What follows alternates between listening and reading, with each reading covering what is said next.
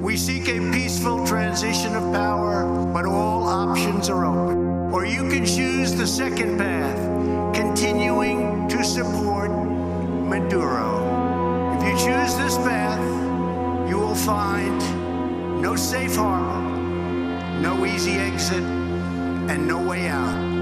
You will lose everything.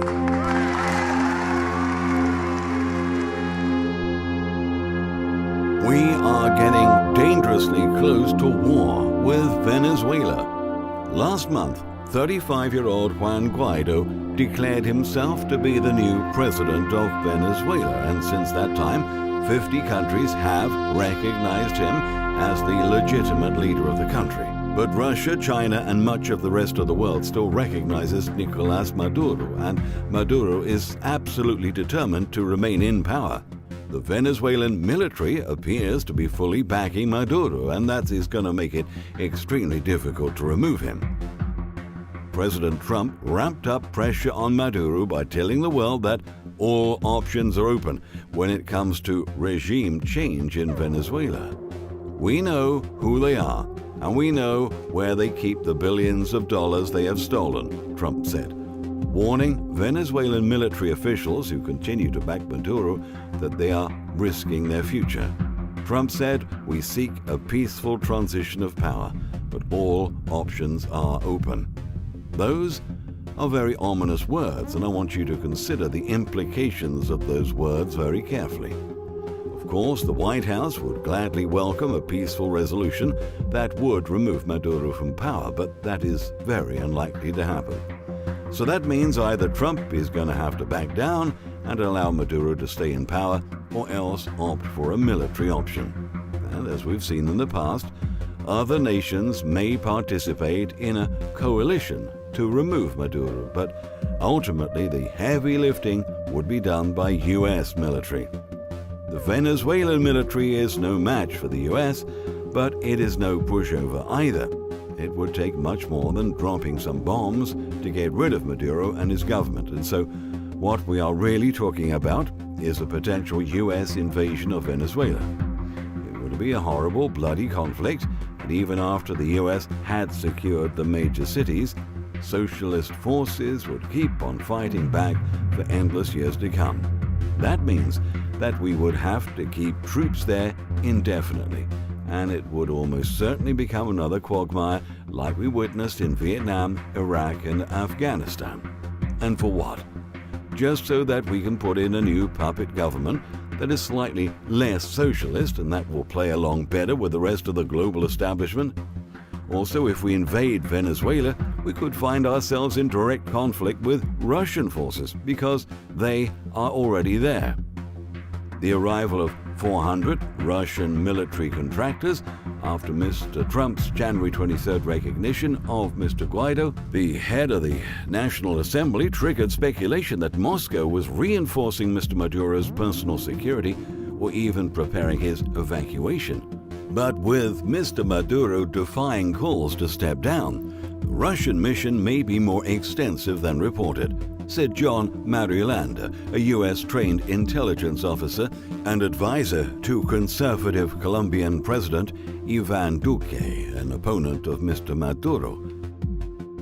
Mr. Marielander said the recent Russian arrivals are special forces, Spetsnaz, who are being embedded among Venezuela's elite military units to better resist any U.S. intervention or internal coup against Mr. Maduro. Do we really want to go head-to-head with Russian special forces over the political future of Venezuela? If we are going to ask young American men and women to shed their blood, it had better be for a really, really good reason. And not liking the socialist leader of Venezuela does not qualify. In the short term, the focus for the U.S. is going to be on trying to get humanitarian aid into Venezuela from neighboring Colombia and elsewhere. During his speech, Trump admitted that U.S. Air Force cargo planes have been shuttling such aid into Colombia in recent days. The first U.S. Air Force C-17 landed in Colombia loaded with crucial assistance, including thousands of nutrition kits for little Venezuelan children, Trump said. Unfortunately, dictator Maduro has blocked this life-saving aid from entering the country. he would rather see his people starve than give them aid. Maduro is not a Venezuelan patriot. He is a Cuban puppet, Trump added. But of course, the U.S. could have been offering humanitarian aid to Venezuela for many years. Instead, our brutal sanctions have been crippling their economy and have greatly facilitated this crisis. Starting on Saturday, a very strong push will be made to peacefully bring U.S. aid across the Venezuela border in an all-out effort to make Maduro look bad. The Trump administration and the Venezuelan opposition have staked their plans to weaken President Nicolas Maduro on a climatic moment only days away. They'll try to break his blockade of the border with a delivery of food and medications.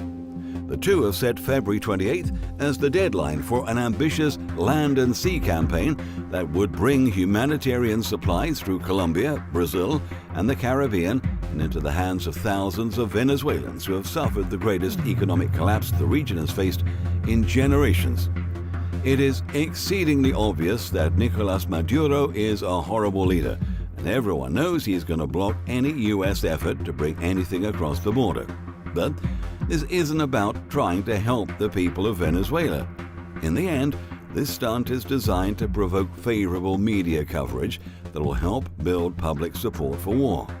During remarks to the press, John Bolton essentially admitted as much. If the Venezuelan military blocks the aid, Mr. Bolton said, the world would see Mr. Maduro's true colors. We hope that the press will be there to see the Maduro loyalists stopping humanitarian assistance from going to the poor people of Venezuela, Mr. Bolton said. People want to know why the Venezuelan people are rising up. That act by Maduro would be proof beyond words. John Bolton has always been a neocon, and this is straight out of the neocon playbook. Let us hope that when push comes to shove, President Trump will reject the advice of neocons like Bolton and will decide that invading Venezuela is not the right thing to do. Unfortunately, there are many in Washington that would like to plunge the world into war, and it would not take much to set off an apocalyptic scenario.